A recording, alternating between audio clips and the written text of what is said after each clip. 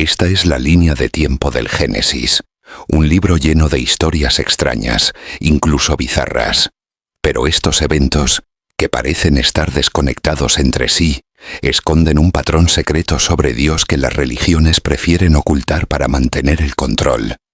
Pero antes de revelarte cuál es, empecemos por el primer evento de nuestro timeline, la creación. Evento 1. La creación. En el principio eran los cielos y la tierra estaba desordenada y vacía. Y dijo Dios: sea la luz. En este primer pasaje Dios lo crea todo. Las estrellas, el sol, la luna, las plantas, los animales e inclusive nosotros, los seres humanos.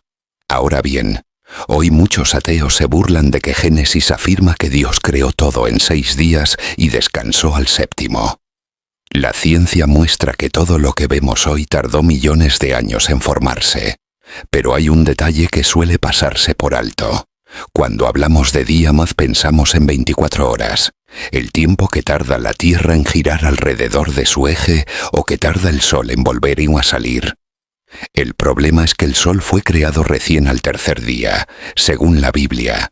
¿Cómo sabemos entonces que los 2 primeros días fueron buenos si no había Sol? La respuesta la da el apóstol Pedro. Para el Señor un día es como 1000 años y 1000 años como un día. Queridos, Dios está fuera del tiempo. Por eso estos no son 7 días literales, aunque a los escépticos les incomode aceptarlo. Génesis 1. Ateos 0. Ahora, antes de pasar al trágico evento que viene a continuación, quiero resaltar lo esencial de la creación, la presencia de Dios mismo, el creador del cosmos, caminando junto a Adán y Eva. No había barreras, no había vergüenza, ni separación. El hombre y la mujer no debían orarle a un Dios distante porque vivían con él, respiraban su presencia. Y ese fue siempre el plan original de Dios. Formar una familia. Dios quería hijos e hijas que reflejen su gloria y que vivan en intimidad con él. Evento 2. La caída. Pero sucedió el evento número 2 de nuestra línea de tiempo, la caída. Génesis relata que la serpiente, el animal más astuto del jardín del Edén, entró en escena y ofreció una idea a la humanidad. Les dijo: serán como Dios. Y acá les voy a dar un punto a los ateos, porque una serpiente que habla, seamos sinceros, es un poco difícil de creer. O sea, yo creo lo que la Biblia dice, pero lo entiendo uno a uno. El punto es este. La humanidad abrazó la idea de la serpiente, desobedeció a Dios y la vergüenza entró en escena. La comunión directa con el Creador se rompió. La sentencia fue devastadora.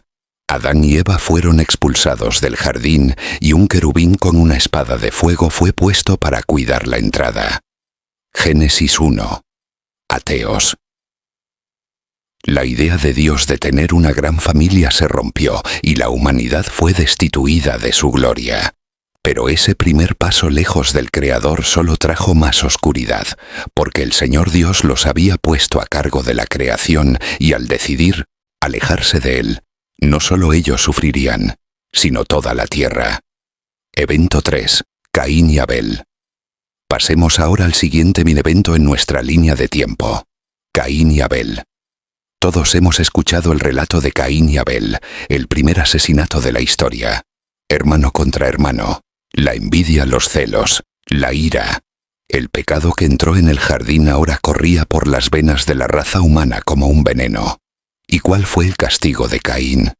Un alejamiento aún más profundo, porque Dios le dijo: errante y extranjero serás en la tierra.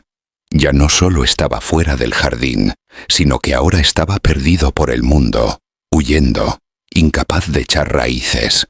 Y aquí el propio Caín nos revela un dato clave, porque le dice a Dios: cualquiera que me halle me matará. En este punto los escépticos reclaman un tanto y con razón. ¿Quién ibas a matar a Caín si en la tierra solo estaban Adán, Eva y bueno, él? ¿Había acaso más gente? Bueno, la respuesta, aunque suene extraña, es que la Biblia no es un censo.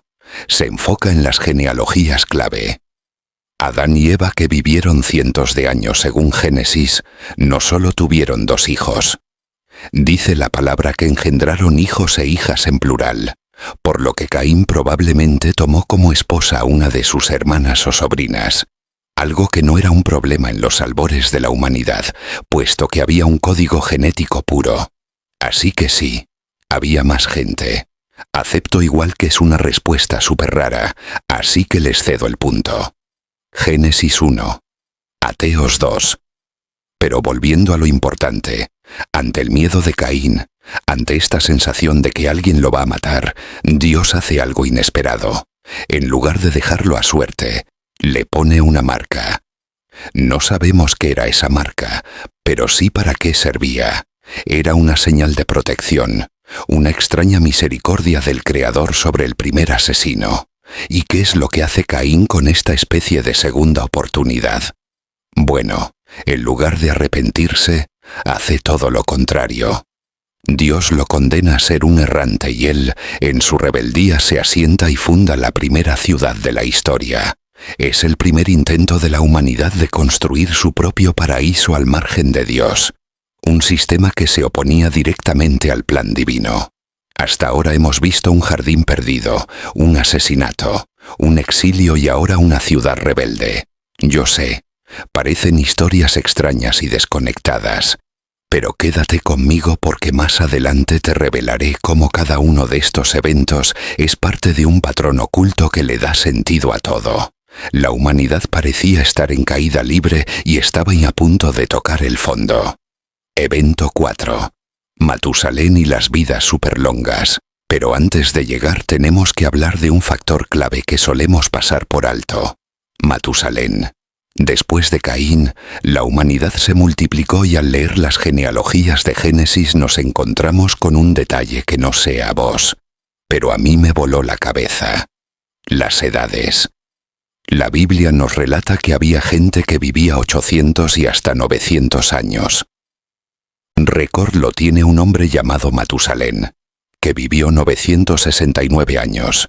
Y la pregunta es obvia: ¿cómo es esto posible? Bueno, aunque la Biblia no nos da una respuesta científica, hay teorías fascinantes. Algunos creen que el mundo, tan cerquita del jardín, era muy diferente. Quizás había una capa protectora de vapor en la atmósfera filtrando la radiación solar, creando un ambiente perfecto que ralentizaba el envejecimiento. Otros apuntan a que el código genético humano, al estar más cerca de la perfección original de Adán, era mucho más puro y resistente a la degradación, mientras que los más escépticos afirman que no debemos tomar estas edades de manera literal, sino que son metáforas para explicar vidas más largas de lo habitual. Pero para mí la clave es esta. Esa vida súper larga, lejos de ser una bendición, se convirtió en una maldición. Pénsalo bien. Más tiempo en la tierra sin una relación con Dios no significaba más tiempo para ser sabio o tener el corazón lleno. Significaba más tiempo para corromperse y para perfeccionar la maldad, siglos y siglos en una misma generación, para que el veneno del pecado echara raíces y se esparciera sin control. Evento 5. El diluvio. Es así que llegamos al siguiente evento. El diluvio. Han pasado siglos y la maldad que comenzó con una mordida y explotó con un asesinato, ahora inunda la tierra. La Biblia describe esto con una crudeza que duele. La maldad de los hombres era mucha en toda la tierra, y todo designio del pensamiento del corazón de ellos era solo maligno. Era tanto el caos que Dios, al observar la tierra, decidió enviar un diluvio para destruirlo todo. Y acá hay que detenernos y hacer la pregunta obvia. ¿Qué pudo ser tan terrible para que el Creador quisiera ni hacer un reseteo tan drástico de su propia creación? Bueno, amigos, la respuesta que da Génesis es bastante extraña, pero también profunda. Justo antes del diluvio, el capítulo 6 nos cuenta algo que parece sacado de la mitología antigua. Entonces los hijos de Dios vieron que las hijas de los hombres eran hermosas, y las tomaron para sí escogiendo entre todas. Estos hijos de Dios aparentemente eran ángeles. Y de esta unión prohibida, de este cruce entre lo celestial y lo terrenal, nació una raza híbrida, los Nefilim.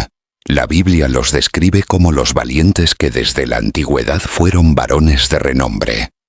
Eran gigantes, héroes, seres que rompieron el orden natural de la creación. Esto no es maldad de mentir o robar, esto es corrupción a un nivel muy fuerte. La obra maestra de Dios, la humanidad, estaba siendo alterada, mezclada con una rebelión de naturaleza desconocida.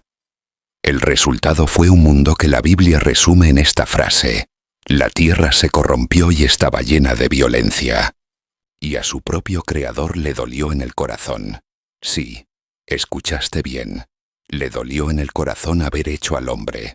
El proyecto de una familia que tenía Dios al principio parecía perdido para siempre.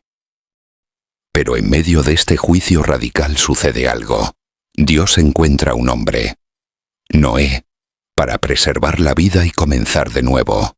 Ahora, yo sé que conoces la historia, pero es posible que la hayas entendido mal. Cuando pensamos en el arca de Noé, la mayoría tenemos esta imagen en la cabeza. Un barquito de madera, casi como una bañera gigante con un par de jirafas sonrientes. Estamos honestos. Esto parece un cuento para niños y bueno, lo es, pero no se parece a lo que la Biblia describe. Lo que habla Génesis es realmente una proeza de la ingeniería. Dios le da a Noé medidas específicas: 300 codos de largo, 50 de ancho y 30 de alto. Esto era más grande que un campo de fútbol. Era alto como un edificio de 4 pisos. Era un contenedor colosal de vida. Ok, dirá el escéptico.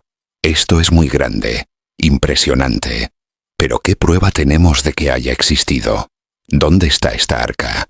Y es acá donde anotamos un punto para Génesis, porque a diferencia de mitos y leyendas, la Biblia es muy específica. Dios dice que el arca reposó sobre los montes de Ararat, una ubicación geográfica que podemos encontrar en la actual Turquía. Y ahora viene lo interesante.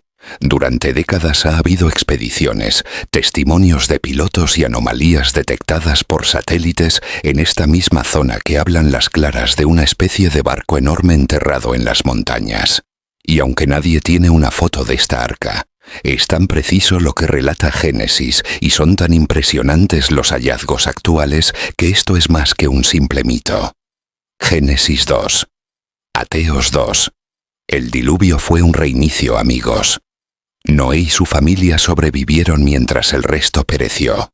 Pero aunque el arca salvó a la humanidad, no pudo curarla. El veneno del pecado seguía ahí en el corazón del hombre y lo veremos en todo su esplendor en el siguiente evento. Evento 6. La Torre de Babel. Después del diluvio, la humanidad tiene un nuevo comienzo. Descienden de una sola familia, la de Noé, y hablan todos el mismo idioma. Tienen una oportunidad de oro para cumplir con el mandato original de Dios: fructificar, multiplicar y llenar la tierra. ¿Pero qué hacen en su lugar? Se juntan en una llanura en la tierra de Sinar, lo que hoy conocemos como Irak, y deciden lanzar su proyecto más ambicioso. Vamos, edifiquémonos una ciudad de una torre cuya cúspide llegue al cielo y hagámonos un nombre, por si fuéramos esparcidos. Analicemos esto porque está la clave de todo. Primero, una torre que llegue al cielo. Esto no es solo arquitectura, es arrogancia. Es la humanidad intentando alcanzar a Dios por sus propios méritos, construyendo una escalera de ladrillo, invadiendo el espacio divino en lugar de buscar una relación con Él. Segundo, dice hagámonos un nombre. No buscaban glorificar a Dios, sino fama para sí mismos. Querían ser el centro de su propio universo. Me hacen acordar a cierta serpiente parlanchina que dijo: serán como Dios. Tercero y más importante, dice por si fuéramos esparcidos. Esta es una declaración de rebelión directa, porque el plan de Dios era extenderlos por el mundo, pero ellos deciden atrincherarse, centralizarse y construir un imperio unificado. La respuesta de Dios a esto es bastante graciosa, porque Él desciende para ver la torre y con un solo acto desbarata todo el proyecto. No mandó fuego, no mandó agua, sino que confundió su lenguaje. La herramienta que usaban para unirse ahora los dividía. Y yo sé, querido, escéptico. Una torre para llegar al cielo. Gente hablando diferentes idiomas. Suena a mito, ¿verdad? Bueno, acá es donde la arqueología entra en escena. Porque durante el último siglo, arqueólogos que excavaban en las antiguas tierras de la Mesopotamia e Irak comenzaron a desenterrar las ruinas de unas estructuras colosales y raras. Los zigurats. Estas eran enormes pirámides de ladrillo construidas por las antiguas civilizaciones babilónicas. Y su propósito: eran templos concebidos como una escalera sagrada para que los dioses desciendan a la tierra y los hombres asciendan a los cielos. La descripción bíblica de una torre de ladrillo en la llanura de Sinar, Irak, para llegar al cielo no es una fantasía. Es una descripción de un zigurat. La Biblia está describiendo una tecnología que realmente existió. Para mí esto es contundente. Génesis 3, Ateos 2, Evento 7, el llamado de Abraham. Para Génesis, la humanidad unida en su rebelión terminó fragmentada y esparcida por el mundo. Y el plan de Dios de tener una gran familia parecía más roto que nunca. Dios debía intervenir y así lo hizo con el siguiente evento: el llamado de Abraham. En este momento el libro de Génesis hace una especie de zoom. Nos deja de hablar de toda la humanidad para pasar a hablarnos de un hombre llamado Abraham, que vivía en Ur de los Caldeos. Durante siglos escépticos dudaban sobre esta historia porque Ur no existe actualmente. Decían, todo esto tiene que ser un mito. Hasta que en el siglo XX el arqueólogo Leonard Woolley excavó en Irak y halló una ciudad impresionante con casas de 2 pisos, calles pavimentadas y adivina qué. Un gran zigurat, una torre de Babel. Amigos, Ur de los Caldeos fue encontrada justo donde la Biblia decía que debía estar. Otra vez punto para el Génesis. Pero a este hombre Abraham, que vivía en una cultura pagana, Dios le da una orden que cambia la historia. Le dice, deja tu tierra y tu casa. Te mostraré otra y haré de ti una gran nación, y en ti serán benditas todas las familias de la tierra. Dios finalmente revela su plan maestro. Va a reunir otra vez a toda la tierra a través de la familia de Abraham. Hay un nuevo comienzo al fin. Abraham obedece lo que Dios le dice y viaja hasta Canaán, la tierra prometida. Pero allí choca con la realidad, porque es un hombre viejo y su esposa es estéril. ¿Cómo podría él ser el padre de una gran nación? Bueno, abróchense el cinturón porque la historia se está por poner intensa. Evento 8. Ismael han pasado 10 años desde que Dios le habló a Abraham y la promesa aún está incumplida. Sara, la esposa desesperada, incapaz de tener un hijo, le propone a Abraham un atajo. Toma, mi sierva Agar, y ten un hijo con ella. No lo hizo de maldad, sino que genuinamente dudaba de la promesa y quería que Abraham tenga un hijo. Pero amigos, el plan B fracasa. Agar concibe un hijo de Abraham y Sara se pone celosa y empieza a maltratarla y despreciarla de tal forma que esta pobre mujer huye embarazada al desierto. Ahí un ángel la encuentra y le promete que su hijo se llamará Ismael. Abraham ama al niño, pero no es el hijo de la fe, sino de la impaciencia, porque Dios no tiene un plan B. Evento 9. Sodoma y Gomorra. Mientras esto sucede con Abraham, el mundo continúa en corrupción y el centro de toda esta locura es Sodoma y Gomorra. Su maldad sube hasta el cielo, al punto que Dios decide bajar y destruirla. Abraham intenta interceder, intenta frenar este juicio, pero la sentencia ya estaba emitida. Y la Biblia nos relata que fuego y azufre llovieron del cielo y consumieron esta ciudad. Ahora los escépticos hablan de leyendas, de mitos, pero en la región sur del Mar Muerto, donde se supone que esta ciudad existió, recientemente hubo un hallazgo único. Millones de bolitas de azufre puro al 98 esparcidas sobre cenizas. Pelotas de azufre en medio de la nada. No hay fenómeno natural que pueda explicar esto, salvo que Dios haya enviado fuego y azufre. justo como lo relata la Biblia. Lo siento, amigos escépticos. Otro punto para Génesis. Aún así, en medio de este juicio, Dios muestra misericordia porque rescata a Lot, el sobrino de Abraham, y a su familia de este lugar, mostrándonos que aunque la rebelión siempre termina en ruina y dolor, Él continúa buscando dar vida. Evento 10. Isaac, el hijo del milagro. Llegamos ahora sí al cumplimiento de la promesa. Abraham, el nacimiento de Isaac. Tras 25 años de espera cuando era imposible, Abraham y Sara conciben a Isaac, el hijo del milagro, el hijo de la promesa. El plan de Dios de tener una gran familia avanza, pero lo que sucede ahora es realmente impensable. Una orden baja a Abraham directo desde el cielo y le dice: «Lleva a tu hijo, tu único hijo Isaac, y ofrécemelo en sacrificio». ¿Cómo es posible que Dios, después de hacerlos esperar tanto por esta promesa, les pida un sacrificio tan doloroso y grande? Bueno, nuestros oídos, sin lugar a dudas, suena extraño, pero en aquella cultura el sacrificio de los primogénitos era algo común.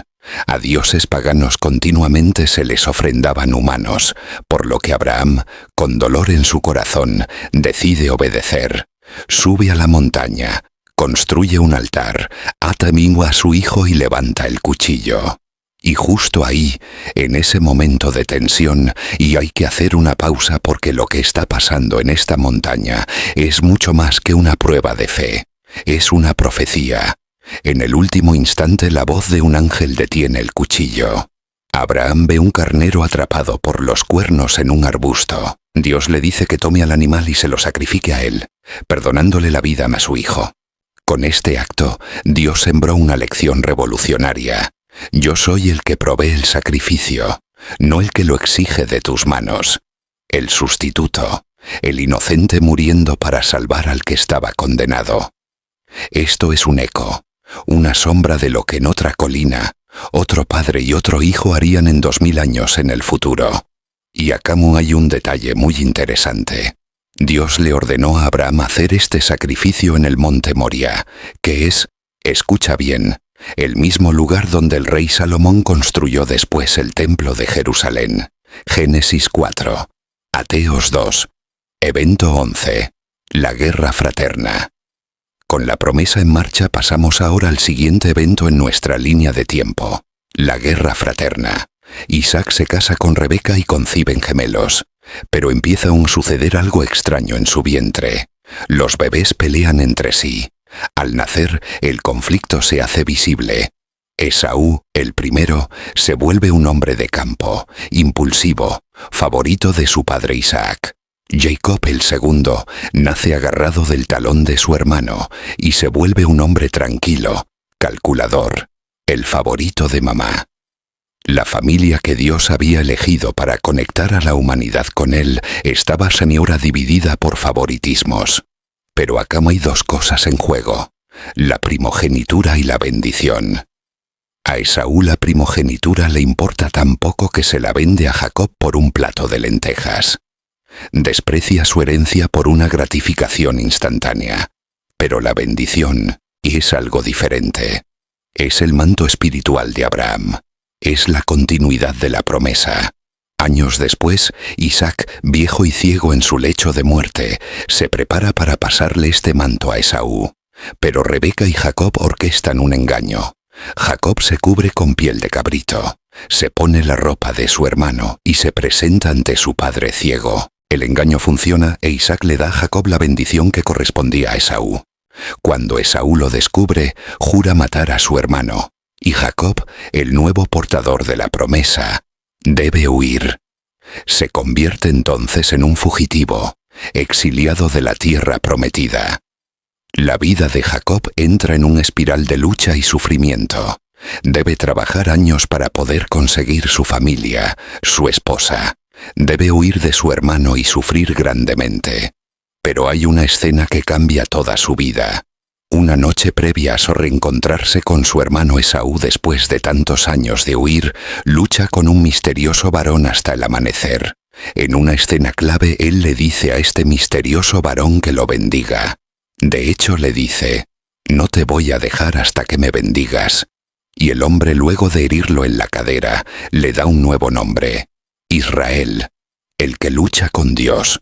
La unión otra vez con Esaú, el regreso a su casa y a su familia no es algo geográfico, sino que es una transformación interior. Jacob, que significaba el engañador, ahora nace como Israel. Evento 12. José, el príncipe de sueños. Pasemos ahora bien a nuestro siguiente evento en la línea de tiempo. José, el príncipe de sueños. Israel tiene 12 hijos y su favorito es, sin lugar a dudas, José. Parece que no aprendió mucho de lo que sucedió en su casa, porque él muestra bastante claro que su favorito es José, haciendo sentir mal probablemente a todos sus hermanos. Los celos estallan e intentan matarlo, pero fracasan y terminan vendiéndolo como esclavo. José parte a Egipto. Para Israel José está muerto, pero para José el dolor, el exilio y la traición están solamente iniciando.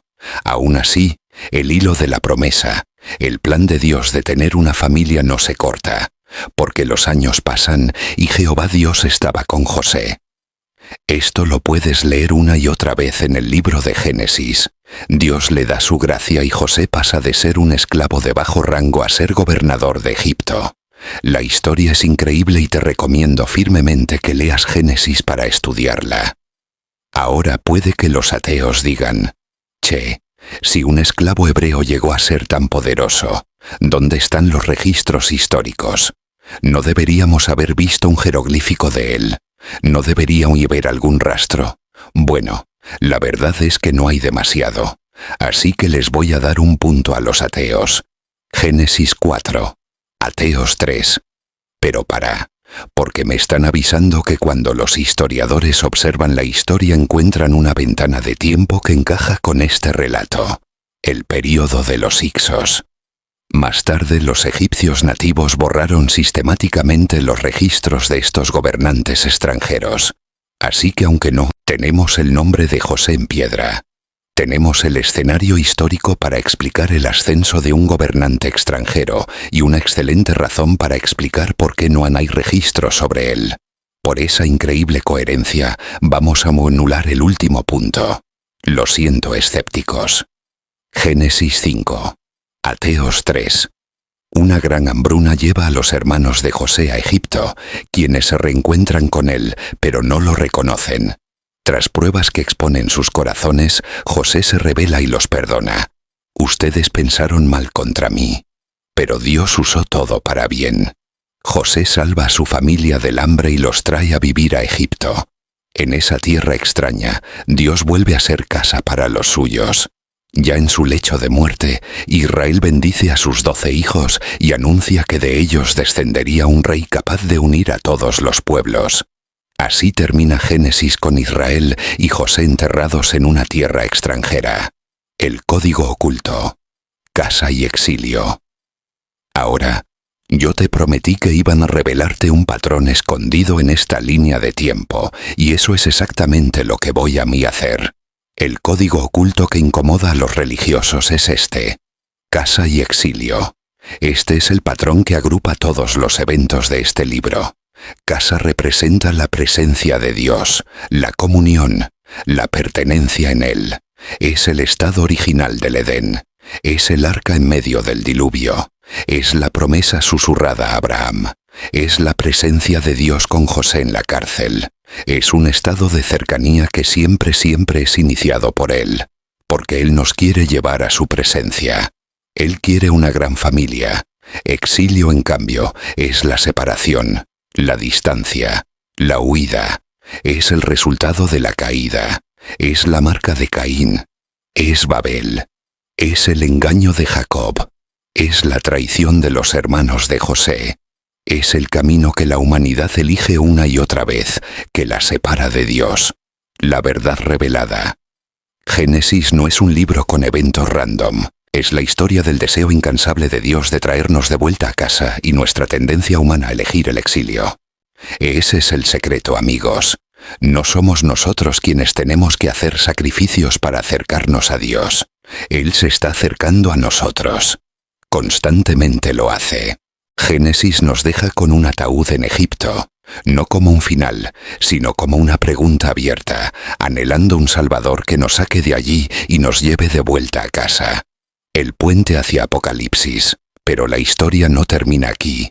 De hecho, toda la Biblia, desde este punto en adelante, es la historia de cómo Dios cumplirá el sueño de tener una gran familia otra vez.